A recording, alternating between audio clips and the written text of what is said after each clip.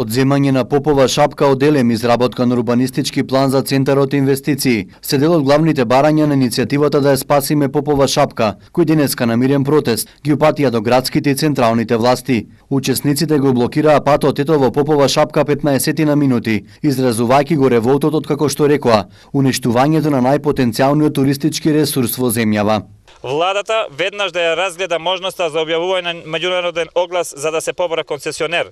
Изградбата на жичарата Тетова шапка со сите потребни елементи, инфраструктура и паркинг простор соодветен за посетителите, контрола на изведувачките фирми за шестоседниот ски лифт, која граѓаните ги чинела 9,5 милиони евра и се уште недовршената отворена дупка која требаше да служи како резервоар за акумулирање на вода за производство на вештачки снег, се бара санкционирање на истите.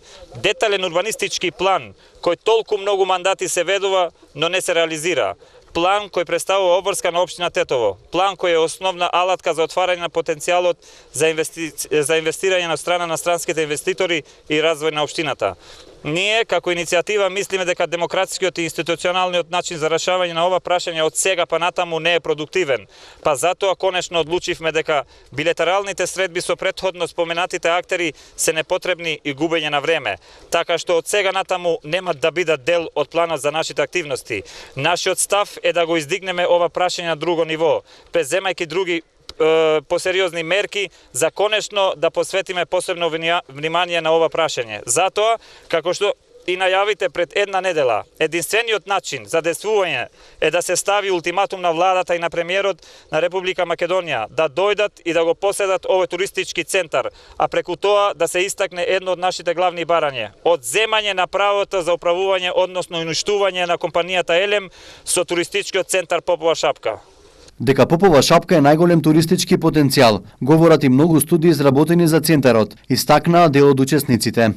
Природниот капитал имам овдека баш во мојот франец една патеписна репортажа од 34 или 37 година и доволно е само да се прочитаат едно десетина реченици што една словенечка експедиција ги има напишано движејќи се од Љуботен до кораб и ќе стане јасно дека природниот капитал на Шарскиот масив е за нас неизмерлив.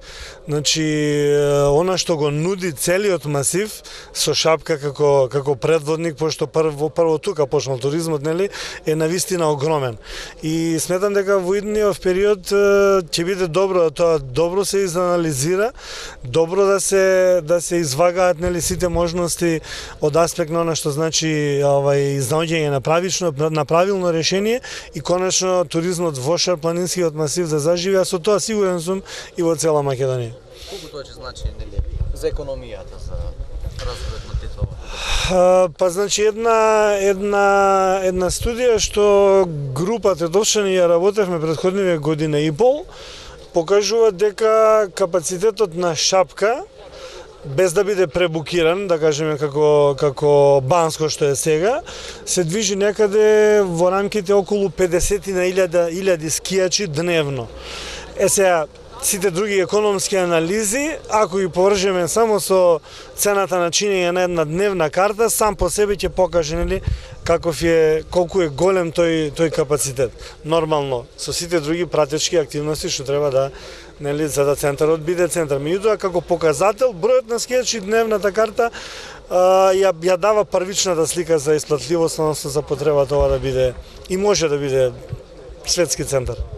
Професорот Мена Мемеди, поранешен директор на Попова шапка, вели дека најдобро решение е со центарот да управува концесионер, формиран на база на јавно-приватно партнерство. Во спротивно ако остане состојбата статус кво, сите стекнати позитивни карактеристики, познатиот македонски скијачки центар, полека ќе ги изгуби. Перформансите на Попова шапка се ценети и од сите ФИС асоциации на светот, од каде што доаѓале разни истручњаци и надпреварувачи на овие шарпланински купови кои што се одржувале на Попова шапка и ете веќе и тоа замре. И ја мислам дека конечно треба навистина државата, па сегашната влада да се интересира малку повеќе да инвестира на Попова шапка. Инаку вработените на Попова шапка сите се многу вредни луѓе. Почнувајќи од најниската па до директорот, сите се трудат да направат на Попова шапка нешто, да одржуваат како ски-лифтовите, како патеките и хотелите, меѓутоа инвестициите се многу оскудни, нема никакви инвестиции дадени од страна на државата и така да Попова шапка е секогаш намета на туристите кои доаѓаат и секогаш испаѓаат криви тие што работат тамо, а не ги знаат проблемите што се внатре на Попова шапка. Така да конечно треба навистина да се труди, да се залагат и да дадат мало повеќе труд и државата за Попова шапка. Имате некоја, да речеме, замисла кој формат треба да оди Попова шапка, дали приватно јавно партнерство, дали приватно? Токму така, ја мислам дека со такво приватно равно партнерство ќе може да се направи. Кои понуди ги имавме ние многу порано во овој дел, меѓутоа не се прифатија, сега треба да се ангажираат и они од владата и ние од тука со нашето искуство да допринесеме да Попова шапка конечно да живне, бидејќи Попова шапка пред Копалник, пред Банско, пред сите други што ги имаме во околината била пред нив, пред да речем 70-тите, 80-тите години, меѓутоа ние останавме на место и сите други центри скијачки отидоа напред. Центарот со години ги нема обезбедено основните услови за непречено функционирање. Официјалниот старт на скијачката сезона на Попова шапка годинава започна на 6 јануари, кога голем број ски лифтови поради дефекти не работеа речиси во текот на целиот ден, се создаваа големи гужви, а дел од скијачите мораа да одат пеш на ски патеките. Од центарот се оправда дека ваквата состојба била резултат на лошото време, големиот број скијачи, но и ограничениот број на ски лифтови. Согласно најавите од метеоролозите за нови снежни врнежи во наредниот период, Државниот комитет за управување со кризи одржа состанок и донесе повеќе препораки и заклучоци. На граѓаните им се препорачува да пријават на бесплатниот телефонски број 195 во Центарот за управување со кризи, доколку сметаат дека се загрозени или имаат сознанија дека други граѓани може да бидат загрозени од снежното време и ниските временски температури. Главниот штаб ќе биде во континуирано заседание и во соработка со сите надлежни институции во текот на денешниот ден ќе направи прецизна проценка на состојбите на терен, план за постапување и идентификација на итни потреби. Од Министерството за внатрешни работи и ЈП Македонија ПАТ се бара да го зголемат бројот на дежурни служби и сообраќајни контроли и патроли, особено на повисоките места. Министерството за труд и социјала во соработка со Црвениот крст е задолжено веднаш да ги преземе сите потребни активности за навремено и превентивно згрижување на сите бездомни лица од целата територија на Република Македонија, како и навремено доставување на неопходни лекови или други медицински средства. Министерството за здравство во сите служби за итна медицинска помош треба да подготви план за постапување во услови на постоење на снежно време и ниски температури, а во соработка со Агенцијата за лекови да се направи проценка за евентуална потреба од достава на лекови до граѓаните кои имаат таква потреба. Градоначалниците се должни да ги стават на користење сите расположливи ресурси, а доколку имаат потреба од дополнителна помош, да се обратат до Дирекцијата за заштита и спасување. Исто така од локалните власти се бара да ги мобилизираат кризните штабови во нивните општини и во нив да ги вклучат локалните представници од Центарот за управување со кризи, Дирекцијата за заштита и спасување и Министерството за внатрешни работи. Нови снежни врнежи се најавени за од понеделник, а деновиве температурите се очекува да се спуштат и до -15.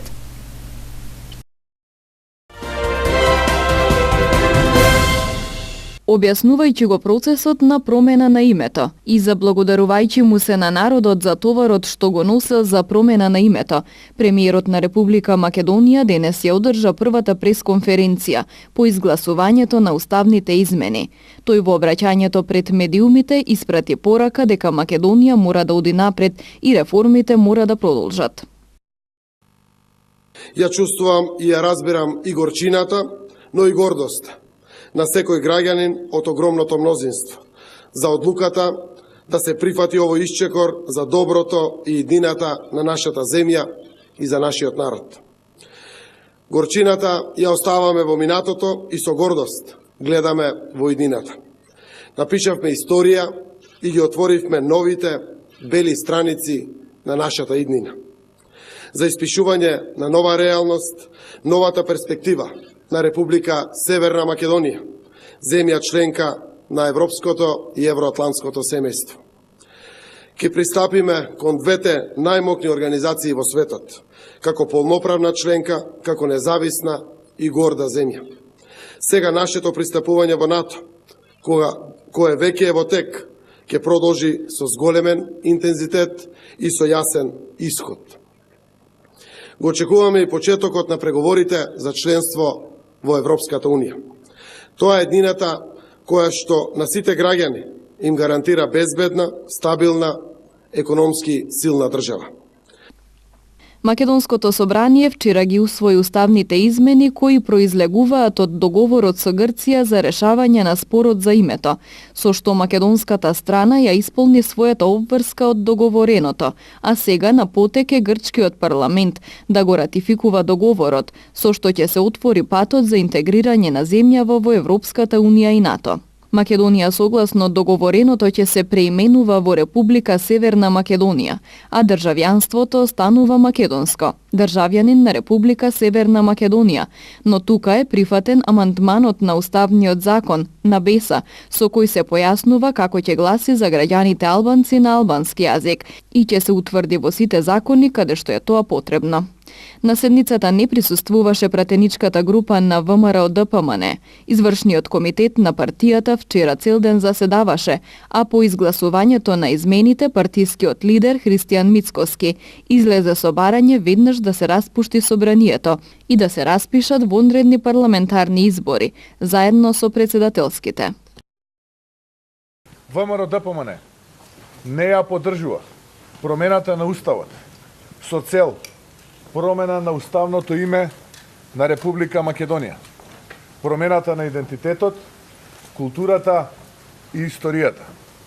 И тој став е непроменет и конзистентен и се темели на партиската идеологија, партиската програма, резолуции, акти, документи и е базиран на одлуката на народот, потврдена на референдумите на 8 септември 1991 година и 30 септември 2018 година.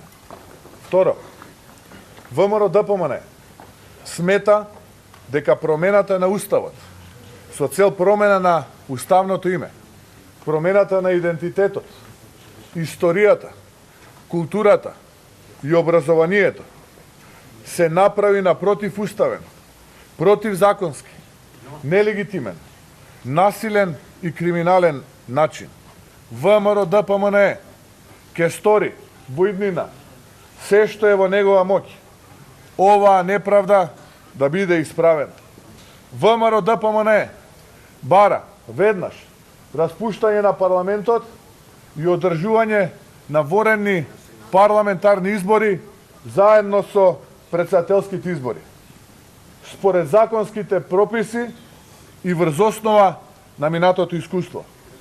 На овие избори ВМРО ДПМН ќе победи и така волјата на мнозинството граѓани ќе биде испочитувана. 43 годишен тетовец се здобил со тешки телесни повреди во сообраќајна несреќа која се случила вчера попладне околу 17 часот и 30 минути. Како што информира МВР на автопатот Скопје-Тетово во близина на Клучката кај Кондово, патничко моторно возило БМВ управувано од ВМ од Тетово удрило во металните одбојници и се превртело. Повредениот возач бил пренесен на скопските клиники, а увидна екипа од СВР Тетово извршила увид на местото на настанот. Вчера во 18 часот и 30 минути во полициската станица за граничен премин Табановце на излез од Република Македонија бил лишен од слобода 29 годишниот ГБ од Тетовска Голема Речица. При проверка во оперативната евиденција било утврдено дека лицето се наоѓа на стоп листата од МВР и по лишувањето од слобода било предадено на полициски службеници од СВР Куманово за понатамошна постапка. Полицијата информира и за одредена мерка 8-дневен притвор за бугарски државјани осомничени за дрска кражба на бензинска пумпа на превојот Стража. Се работи за едно машко и две женски лица на возраст од 50, 48 и 40 години, кои биле приведени вчера откако 36 годишна босанска државјанка пријавила кражба на паричник од чантата во кој имала пари и лични документи. Паричните средства биле пронајдени кај бугарските државјани и вратени на жената.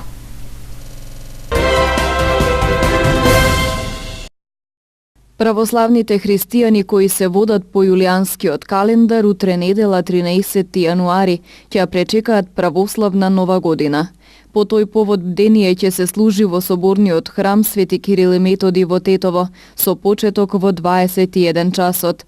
Пред полноќ ќе се благословат кумските колачи со паричка кои ќе се поделат на верниците.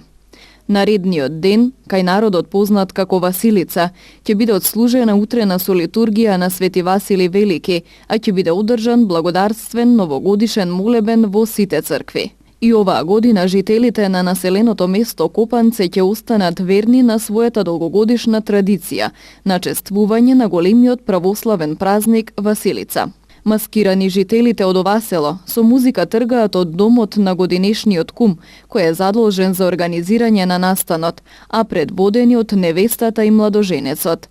Василичарите ги посетуваат сите домови каде домаќините ги пречекуваат со топла ракија, тетовско гравче и храна од нашево поднебје.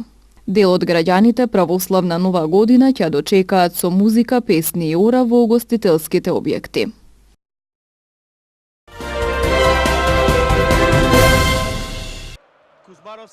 Ракометната репрезентација на Македонија стартуваше на светското првенство со победа од 38-29 против Јапонија и на најдобар можен начин бе обезбедени 2 бода со кои се влезе во мундијалот. Јапонците се покажаа како одличен противник, но дефинитивно разликата во класа е голема и тука немаше ништо непредвидено, така што победата е заслужена. На средбата имаше интересни моменти во кои двете селекции се покажаа во добро издание, но Македонија имаше далеку порасположени играчи, кои знаеа што сакаат во текот на сите 60 минути и демонстрираа квалитет со кој се дојде до посакуваниот резултат на крајот. Оваа победа е добредојдена пред дуелите со Бахрейн, надпревар кој ќе се одржи утре во 14 часот, и со Хрватска, со чии ракометари нашите ќе ги измерат силите во понеделник во 18 часот.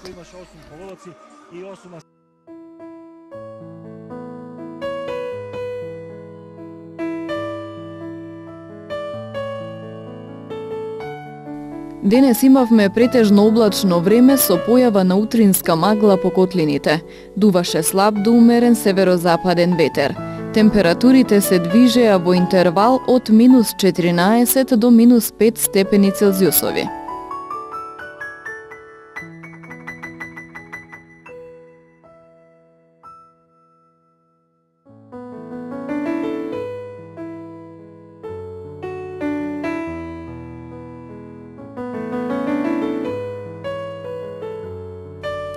Утре не очекува сончево време со мала до умерена облачност. Во утринските и предпладневните часови по котлините со појава на магла.